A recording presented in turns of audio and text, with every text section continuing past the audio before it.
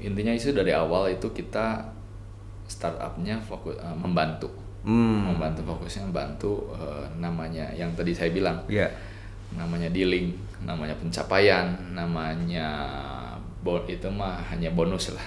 Tapi startupnya teman-teman mesti tahu dulu ngapain sih kita mau bantu orang, kita gitu.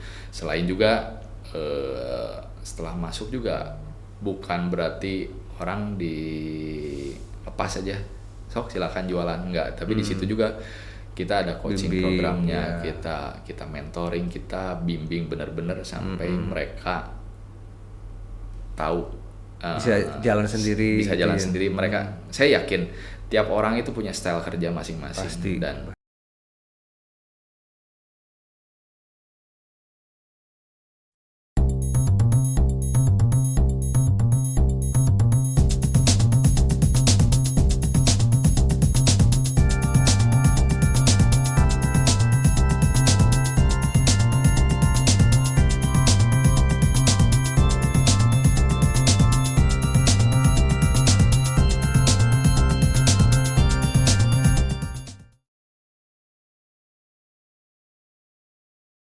Assalamualaikum warahmatullahi wabarakatuh. Semangat pagi RB People.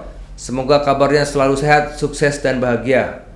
Ketemu lagi di YouTube channel DPC RB Bandung Raya dengan host Tatang Nugraha di sini. Seperti biasa, kita menampilkan pembicara-pembicara yang expert di bidangnya masing-masing, yang punya prestasi juga di bidangnya masing-masing. Kali ini kita kedatangan tamu yang luar biasa, yang beliau bergerak di bidang properti dengan suami istri. Nah, dengan background sebagai perbankan dan sekarang sudah mempunyai 2 kantor dengan jumlah marketing sekitar 85 orang. Siapakah dia? Inilah Ko Jeffrey. Nah, oke, baik.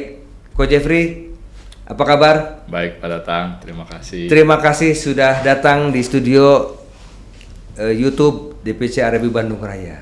Sama-sama. Oke, jadi hari ini kita ngobrol-ngobrol, kita bincang-bincang, dan seperti yang tadi kita dengar bahwa Ko Jeffrey, saya panggil Ko Jeffrey aja ya karena masih muda ya. Boleh, bebas Pak Tatang, bebas.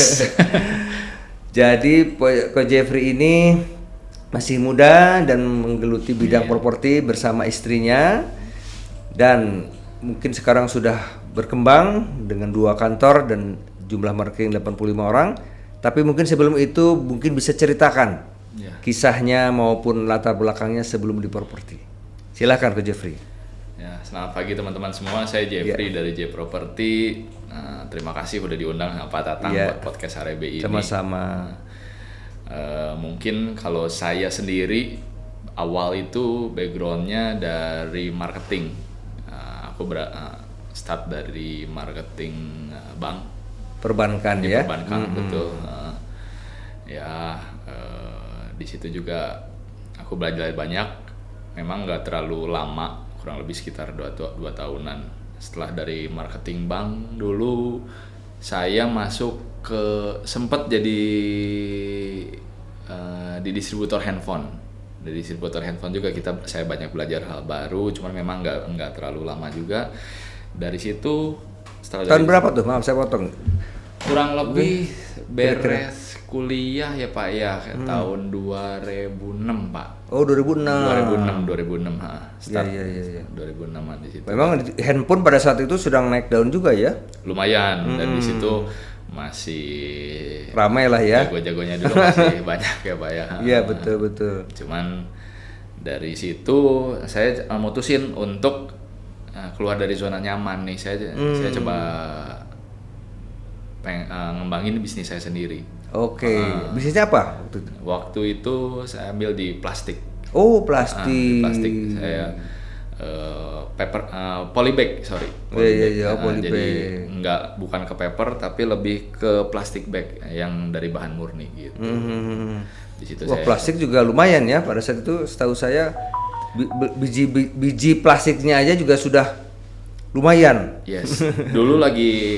Zaman dulu itu lagi marak namanya factory outlet. Oh, outlet. Ada factory outlet, ada distro, bisnis clothing kayak gitu lagi berkembang pesat pada saat itu, dan di situ saya lihat ada chance buat saya untuk masuk di situnya. Jadi di situ saya usahain di bisnis plastik itu. Oke.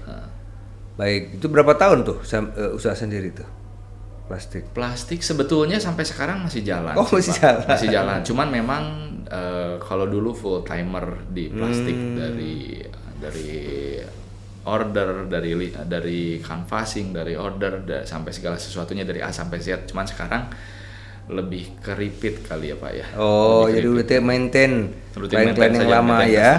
Oke. Memang kalau ngomong penurunan pasti ada sih Pak. Iya betul. Cuman ya karena setelah dari bisnis plastik itu saya merit, di situ saya memutuskan buat bikin satu bisnis yang bareng sama istri. Karena kebetulan background kita juga dua-duanya jadi dari marketing juga, dan dulu istri sempat ada di satu kantor properti juga. Setelah kita merit, kita coba bikin satu bisnis baru nih, apa nih, mau bikin apa nih kita berdua, dan akhirnya diputuskanlah kita sepakat buat menekuni properti ini. Oh gitu. Jadi setelah nikah, ngobrol dengan istri, pengen bisnis bareng gitu ya? Yes. Dijalankan bersama. Betul. Akhirnya dipilihlah properti. Yes, betul. Oke, karena istri ada background pernah menjadi agent properti di salah satu brand. Ada background properti juga dulu, jadi Ilena juga dulu dari marketing dia coba juga ada jadi agent properti di salah satu kantor, dan setelah merit kita lebur jadi satu. Oke, gitu. Itu awalnya ya. Itu betul. Tahun berapa mulai properti? Properti kita udah jalan dari sebelum 2013. Dari 2011 sebetulnya kita udah jalan properti, cuman di 2013 itu kita establish satu merek. Oke, jadi dulunya belum ada merek gitu ya, baru istilahnya memulailah gitu ya. Yes, betul Pak. Jadi J-Pro ini atau nama properti ini sejak 2013? Establish dari 1 November 2013. 2013. Iya. Nah sekarang sudah tahun 2022 nih. Yes. Jadi sekitar ya 9 tahun ya. Yes, betul. Nah, tentunya banyak suka dukanya nih Pak Jeffrey ya. Ada ya katakanlah enak dan gak enaknya. Kedua juga mungkin ada prestasi ya yang sudah dicapai. Boleh ceritakan Pak Jeffrey? Kalau ngomong prestasi, saya boleh bilang itu bonus lah. Namanya dealing itu bonus. Tapi fokus saya sama Ilena pertama kali itu ngebantu siapa? Ngebantu klien, ngebantu owner, ngebantu klien untuk menemukan rumah yang sesuai dengan kebutuhan mereka, ngebantu owner buat jual sesuai dengan harga yang mereka inginkan. Dan di situ kan seninya kita gimana mempertemukan kedua belah pihak itu gitu. Dan ya namanya mediator ya, yes, betul. Menjembatani antara keinginan penjual, keinginan pembeli supaya terjadilah dealing ya. Betul Pak. Okay. Nah, jadi suka dukanya apa nih selama menjadi mediator atau menjadi katakanlah sekarang buka kantor J-Pro? Suka dukanya banyak ya. Ya namanya suka saya nggak perlu describe lah namanya. Kalau bisa dealing jumlah tertentu, iyalah itu harapan semua agent ya. Betul. Tapi kalau ngomong kita bicara dari suka dulu ya Pak ya. Saya sama istri itu kita ada kepuasan tertentu Pak, karena lagi saya cerita sedikit dari 1 November itu ada beberapa teman yang memang mau join sama kita, dan di situ kita start up dari nyewa cuma satu kantor dulu, cuma satu lantai. Dari bertahap ya, jadi sedikit dulu, kecil dulu lah ya. Yes, dari jumlah marketing cuman start dari 5-6 orangan, meeting juga belum terjadwal, belum terstruktur gitu ya? Sistemnya kita baru running. Iya. Tapi di situ teman-teman juga yang pertama kali join itu juga mostly itu orang yang belum tahu tentang properti seperti apa. Oh, jadi gitu. Dari situ kita coaching, kita mentoring, kita didik, kita jalan bareng, kita bisnis bareng, kita usaha bareng, sampai pada satu titik teman-teman itu bisa berhasil achieve besar mereka punya gitu mimpi, ya. betul. Mereka punya goals, mereka punya target, mereka dari properti ini mereka bisa realisasikan semua. Di situ saya ngerasa kepuasan batin. Nah, yes. Start dari situ dulu. Namanya dealing, namanya pencapaian itu nomor sekian. Kalau menurut saya, tapi pada saat mereka berhasil, pada saat mereka bisa sukses lah ya, bisa sukses, mereka bisa keluar dari permasalahan mereka, it means a lot. Siap, ya, itu gitu. Mungkin bagus ya. Jadi yang pertama tadi niatnya pada saat buka kantor itu ya tujuannya bukan semata-mata materi, tapi juga ada niat bahwa ingin membantu klien ya, baik itu pembeli maupun penjual ya. Pembeli mendapatkan propertinya, penjual menjualkan propertinya.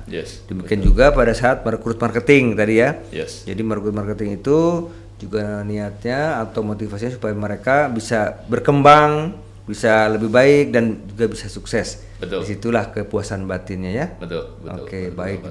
Itu memang diperlukan sekali ya. Jadi tujuannya semata-mata bukan karena materi, tapi lebih dari itu. Ya, istilahnya kepuasan batin. Nah, kepuasan batin apa? Ya tadi mungkin bisa dengan membantu klien, juga membantu agent-agentnya ya. Betul, Pak Tatang. Ada pengalaman nggak yang kira-kira berkesan gitu ya dalam hal katakanlah membina marketing, atau mungkin tadi ada dealing, atau mungkin sesuatu yang berkesan lah? Yang berkesan banyak sih, banyak Pak. Ya. Jadi semuanya berkesan ya. Semuanya ya. Namanya orang itu dalam seumur hidupnya untuk cari properti itu di luar investor ya Pak ya, di luar investor boleh dihitung, bisa kehitung jari lah Pak. End user maksudnya? Yes, betul. Pemakai ya? Yes, betul. Jadi saya berusaha untuk create pembelian properti mereka itu jadi satu hal yang berkesan, sama juga dengan teman-teman juga semua gitu. Jadi di satu sisi pada saat kita berhasil menemukan objek yang tepat, mereka tuh bakal cerita. Karena puas tadi ya. Yes. Begitu juga dengan kita bicara dengan rekrutmen ya Pak ya. Rekrutmen. Jadi kita dari success story teman-teman yang udah bisa berhasil di properti, udah bisa mewujudkan impiannya di sini melalui properti, dan mereka udah bisa settle, mereka udah bisa ya meningkat lah ya, sukses gitu. Dari sukses story mereka itu mereka cerita ke orang-orang di sekitar mereka, dan dari situlah ada yang masuk. Oh, jadi marketing get marketing, agent get agent gitu ya? Untuk dari success story mereka yang mendirect orang luar yang memang tertarik di bisnis properti. Gitu. Ya, jadi pertama mungkin tadi kita mencoba membantu para agent untuk bisa lebih baik tadi ya dengan coaching dan sebagainya. Betul. Nah, kemudian ketika mereka sudah katakanlah meningkat, kemudian lebih baik dan ada kisah suksesnya, itu mungkin bisa menarik orang lain juga ya untuk tertarik bergabung atau menjadi agent properti gitu maksudnya. Yes, betul. Nah, sehingga si marketing yang sukses tadi dia membuat program menjalankan program marketing get marketing ya. Sebetulnya bukan marketing get marketing juga tapi lebih ke secara mereka cerita, tapi bukan berarti mereka sharing aja. Betul. Tapi itu ternyata menarik orang lain untuk bergabung. Betul. Oke. Jadi ini bagus ya. Jadi kalau kalau ada marketing yang sudah berhasil, ya dia bisa ngobrol-ngobrol dengan katakanlah kerabatnya, relasinya, sehingga orang lain itu bisa tertarik, gitu ya. Betul. Jadi orang sekitar itu lihat dari core model mereka. Iya. Oh, jadi gini toh. Contohnya lah ya. Oh, situasi kerjanya begini. kalau gue menjalani properti, saya bisa lebih fleksibel dalam pengaturan dan manajemen waktu, dan dari situlah mereka mulai. Boleh tahu kira-kira kalau Ko Jeffrey ini dengan istri gitu ya, kiatnya apa menjalankan rekrutmen ini sehingga ya para marketing yang katakanlah tadinya belum tahu apa-apa gitu ya, sehingga mereka sekarang katakan sudah jauh lebih baik dalam hal skillnya maupun dalam hal omset penjualan dan sebagainya. Apa menurut Ko Jeffrey kira-kira? Intinya itu dari awal itu kita startupnya fokus membantu, fokusnya membantu, namanya yang tadi saya bilang, namanya dealing, namanya pencapaian, namanya itu mah hanya bonus lah. Tapi startupnya teman-teman mesti tahu dulu ngapain sih kita mau bantu orang, kita gitu. Selain juga setelah masuk juga bukan berarti orang dilepas aja, sok silakan jualan, enggak. Tapi di situ juga kita ada coaching programnya, kita mentoring, kita bimbing benar-benar sampai mereka tahu bisa jalan sendiri. Bisa jalan sendiri. Mereka, saya yakin tiap orang itu punya style kerja masing-masing. Dan di situ saya sama istri membebaskan mereka stylenya seperti apa, tapi at least untuk awalnya panduannya seperti apa kita coaching sampai mereka ketemu titik yang tepat, sampai ketemu ritme kerja yang sesuai yang bisa mereka kembangkan. Dan tentunya sesuai dengan etika bisnis yang berjalan, Pak. Oh ya, betul Pak. Jadi memang ini juga yang perlu ditekankan para agen properti, di samping motivasi, skill dan sebagainya, yang perlu kita tanamkan adalah etika bisnis, Pak. Ya, supaya mereka dalam berbisnis itu sesuai dengan etika yang ada, sehingga bisnis mereka ya kalau kita bilang mah apa, kalau Islam bilang barokah, kalau ini berkat lah gitu ya. Betul. Jadi kalau rezeki halal dan sebagainya itu perlu juga, Pak. Ya. Nah, sekarang kira-kira dukanya apa atau tidak enaknya atau tantangannya menurut Ko Jeffrey apa dalam hal pembinaan marketing atau perekrutan? Kalau dukanya untuk pembinaan marketing ya tipe orang macam-macam. Nah, pasti tiap orang beda ya. Betul, ada yang bisa dikasih tahu, ada yang mereka punya pola pikir sendiri, tapi ya di sini bukan duka ya, mungkin tantangan. Jadi mungkin kita udah coba segala cara tapi belum berhasil. Tapi kita encourage mereka, ayo kita Anda begini, Anda ayo Kelman beriklan di sini, Anda ayo ikut aktivitas ini, Anda ayo ikut mentoring ini gitu. Tapi balik lagi kan, semuanya balik lagi ke diri sendiri, Pak. Kalau triggernya dari diri sendirinya mereka nggak ini, ya itu yang sulit. Dan di sini seninya kita bagaimana men-treat seseorang untuk bisa keluar dari zona nyamannya dan doing something different. Gitu, Pak. Tuh, jadi memang ini perlu ditekankan bahwa untuk menjadi marketing yang sukses, ya katakanlah kriteria yang diperlukan itu cukup banyak lah ya. Betul. Kriteria maupun hal-hal yang dilakukan, sehingga memang tidak mudah untuk menjadi marketing sukses, sehingga semua hal yang berhubungan dengan kesuksesan perlu kita supportkan gitu ya. Baik tadi masalah skill, masalah motivasi, masalah etika, kedua juga tadi pola pikir lah ya. Biasanya sepengalaman saya dulu, katakanlah saya juga sama dulunya karyawan gitu kan, ketika masuk dalam dunia agen properti itu kan mindset pola kerja itu berbeda gitu ya. Karena kalau jadi karyawan katakanlah orang gajian, kalau sudah jadi marketing kita semua tergantung kita. Betul. Nah, ini yang memang tidak mudah ya. Buat teman-teman yang baru juga kadang-kadang nggak gampang, tetapi itulah mungkin tantangannya ya. Bagaimana kita bisa mengarahkan mereka. Kedua juga tadi tantangan juga mengenai karakter-karakter macam-macam orang, kita juga menjadi PR buat kita bagaimana menyesuaikan, karena ya ibarat kasar kita harus bisa menyesuaikan kepada semua tipe gitu ya. Betul. Itu kita nggak bisa pilih-pilih, jadi semua tipe harus kita bisa lakukan. Nah, sekarang kalau boleh tahu, adakah katakanlah semacam target atau mungkin rencana dari J Pro ini atau dari Coach Jeffrey untuk ke depan? Nah ini kan, oh ya saya mau nanya sedikit juga, boleh tahu nggak marketingnya ini kebanyakan, maaf, rentan usia berapa atau mungkin berapa perempuan berapa laki? Kalau perbandingan dari gender dulu ya Pak ya, dari gender pria dan wanita hampir seimbang. Tapi kalau dilihat di lapangannya mungkin mostly kebanyakan wanita. Nggak tahu kenapa wanita lebih tangguh.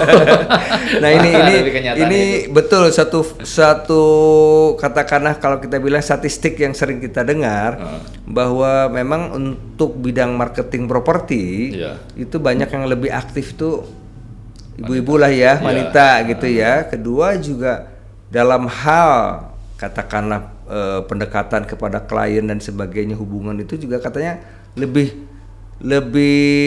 kalau kita bilang mah lebih apa ya, lebih banyak dilakukan oleh ibu-ibu ya kayaknya gitu kan kalau saya lihat, sehingga mungkin ini menjadi satu data juga bahwa memang betul kalau data jumlah laki perempuan seimbang, tetapi dalam hal prakteknya di lapangan ibu-ibu lebih pinter ya ibu-ibu lebih bisa mungkin karena wanita pada basicnya lebih senang berbicara. Nah itu salah satunya gitu ya, senang berbicara. Kedua juga biasanya kalau yang saya tahu wanita itu kalau pendekatan atau mungkin istilahnya lobby itu lebih masuk ya dibandingkan kalau bapak-bapak lah gitu ya.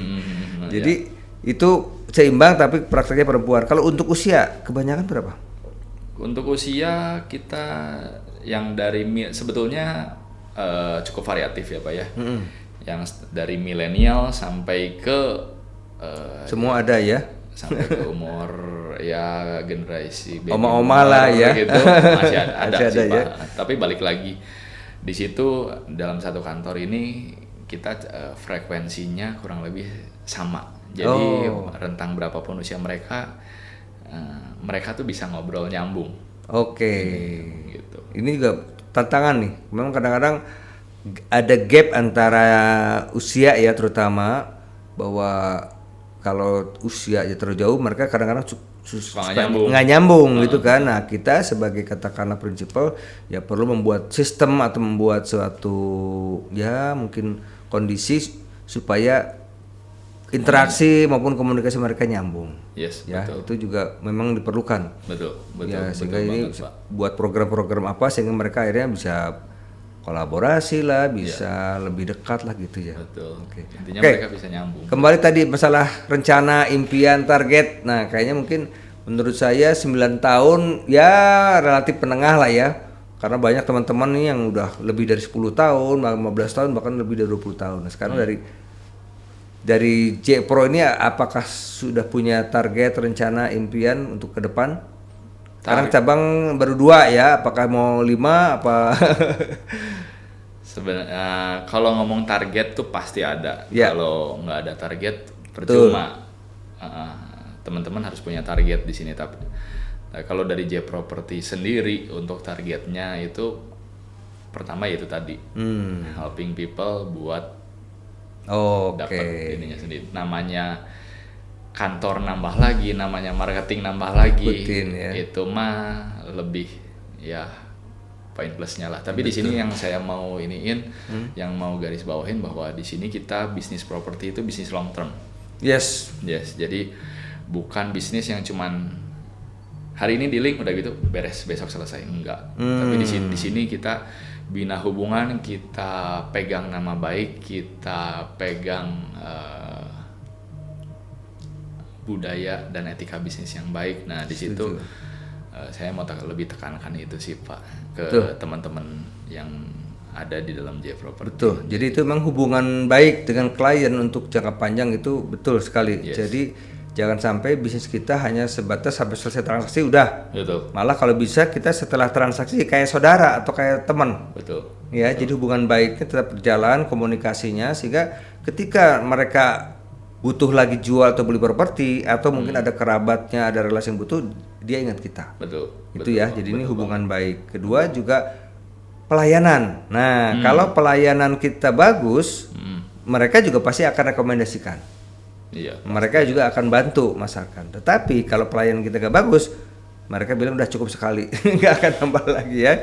Jadi ini yang perlu ditekankan bahwa istilahnya after sales service lah kalau istilah zaman dulu ya. Jadi setelah transaksi perlu ada hubungan baik, keep contact dan sebagainya. Ini juga salah satu trik supaya dapat repeat order lah kalau istilahnya ya. Nah itu betul.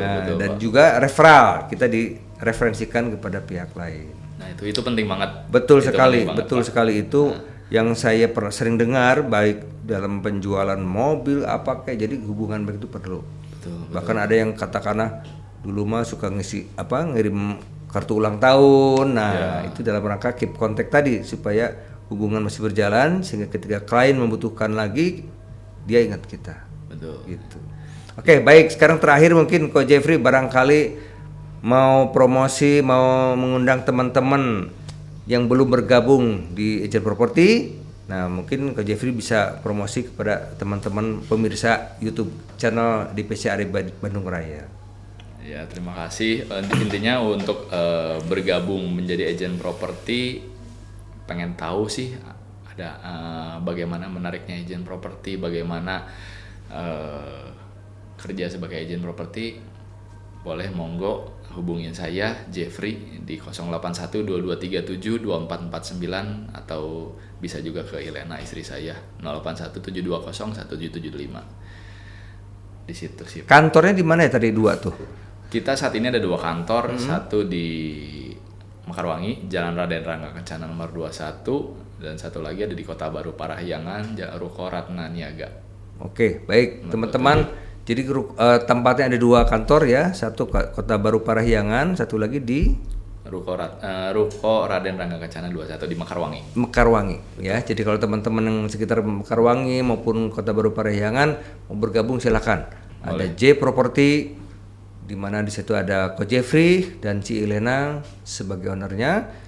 Yang di sana mungkin bisa belajar dan bisa berkembang. Baik, mungkin Ko Jeffrey kita cukupkan untuk wawancara hari ini. Siap. Mudah-mudahan ada manfaatnya buat pemirsa kita dan juga kita doakan mudah-mudahan Jeffro makin sukses, makin eksis dan cabangnya makin banyak. Sama-sama buat Arebi, kompak, kuat, hebat ya Pak. Amin, amin. Terima kasih. Oke, sekali lagi sampai ketemu. Baik teman-teman sekian, demikianlah obrolan kita dengan Ko Jeffrey dari J Property dan mudah-mudahan bermanfaat. Jangan lupa subscribe channel kita, like dan nyalakan lonceng notifikasinya. Sampai ketemu. Salam Arebi, salam kompak, kuat, hebat. Terima kasih. Terima kasih. Assalamualaikum warahmatullahi wabarakatuh.